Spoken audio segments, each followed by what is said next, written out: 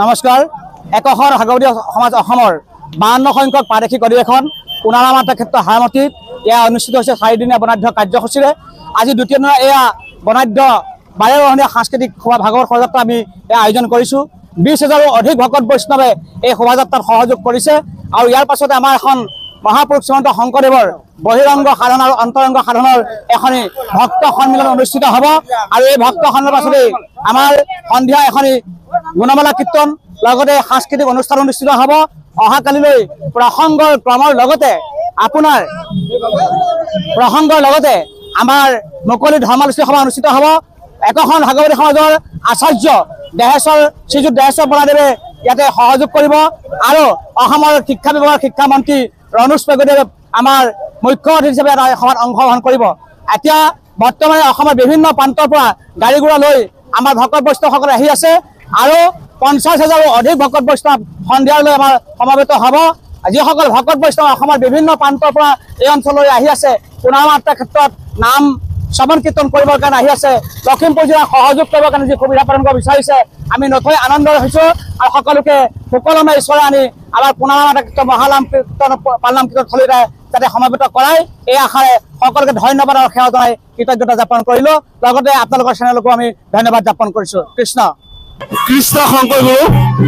আমি একোখন ভাগৱতী সমাজ অসম আমাৰ ইয়াৰে যিমান ভকত বৈষ্ণৱ আইসকল এই সকলৰ উদ্দেশ্য আমি অৱগত কৰি আমি ঈশ্বৰৰ চৰণত আমি গুহাৰি জনাব বিচাৰিছোঁ যে অসমৰ ঐক্য শান্তি প্ৰগতি আৰু ভক্তি মাৰ্গেৰে আমি আগবাঢ়িব বিচাৰিছোঁ। ইয়াতে বিভিন্ন জনগোষ্ঠী সকলে ইয়াতে শোভাযাত্ৰাত অংশগ্ৰহণ কৰিছে।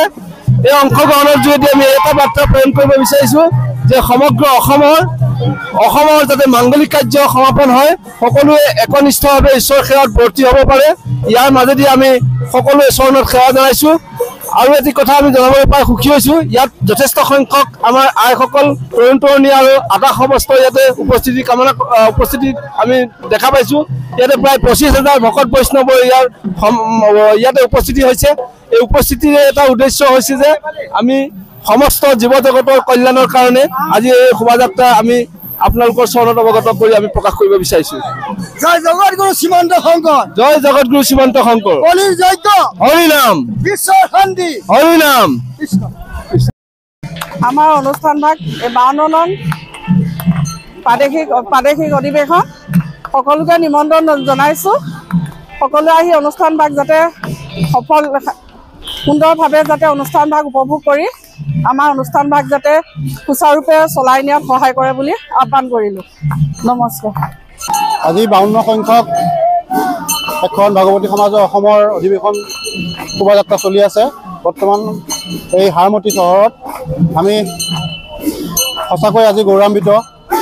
আজি লখিমপুৰবাসী ৰাইজৰ যি মৰম আদৰে আমাৰ এখন ভাগৱতী সমাজ অসমৰ যি শোভাযাত্ৰা চলি আছে, ইয়াত আমাক গতিকে আনন্দিত কৰিছে। সকলো ৰাইজে লোকাৰণ্য হৈ পৰিছে। গোটেই অঞ্চল নামে সুভাষিত হৈ ঈশ্বৰৰ নাম প্ৰকাশ হৈছে। সকলোতে ভাগৱত শোভাযাত্ৰাই এক সুন্দৰ বাতাবৰণৰ সৃষ্টি কৰিছে আৰু এই ভাগৱত শোভাযাত্ৰাৰ দ্বাৰা সমস্ত জীৱৰ কল্যাণ হৈ থাকে আমি আজি এই অনুষ্ঠানৰ দ্বাৰা ঈশ্বৰক প্ৰাৰ্থনা কৰিছোঁ আৰু লগতে অতি সুন্দৰ সুস্থিৰ পৰিৱেশ উভতি আহি অসমমূলক তথা গোটেই জগত যেন সুন্দৰ শান্তিকে চলে তাৰ বাবে কৃপা বিচাৰিছোঁ। কৃষ্ণ। অতিকৈ সুন্দৰ, ইমান এটা ধুনীয়াকৈ শৃংখলিতভাৱে এটা শোভাযাত্ৰা কৰা হৈছে। এই শোভাযাত্ৰাটো তৰুণ তৰুণীৰ লগতে আই মাতৃ বাপ বান্ধৱসকল সকলোৰে উচ্চাকাংক্ষা তেওঁলোকৰ সুন্দৰ পৰিৱেশন কৰিছে। সকলোকে অনুষ্ঠানটি সাফল্যমণ্ডিত কৰিবলৈ অনুৰোধ জনালোঁ আৰু যিসকলে চাই আছে তেওঁলোককো এই অনুষ্ঠানটো আহিবৰ বাবে অনুৰোধ জনাওঁ, কাৰণ এই অনুষ্ঠানটো আজি 2 দিন হৈছেহে আৰু 2 দিন আছে, তেওঁলোককো আহিবলৈ আমি অনুৰোধ জনালোঁ। ধন্যবাদ।